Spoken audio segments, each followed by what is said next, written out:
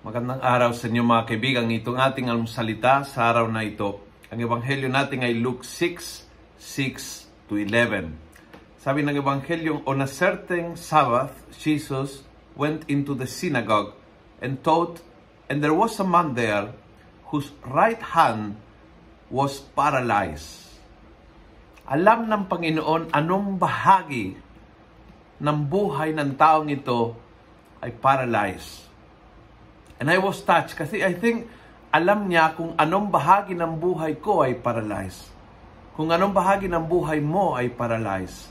Alam ng Panginoon na we are functional, na gumagalaw, gumagawa,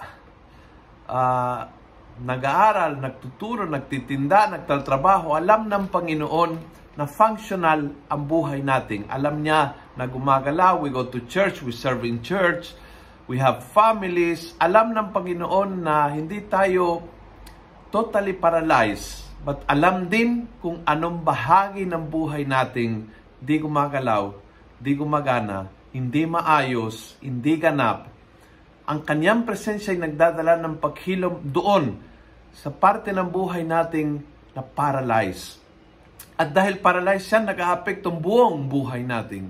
Buong pananaw natin, buong feeling natin, buong ugali natin dahil sa mga nakakaparalyze sa atin. Ngayong araw na ito, pahintulutan natin na pumasok ang Panginoon sa mga lugar na hindi natin usually inaanyayahan dahil we feel ashamed, we feel dirty, we feel worthless, we feel useless. Yung mga bahagi ng buhay natin kung saan tayo na paralyze, yon ang gusto ng Panginoon puntahan. Yon ang gusto ng Panginoon ayusin.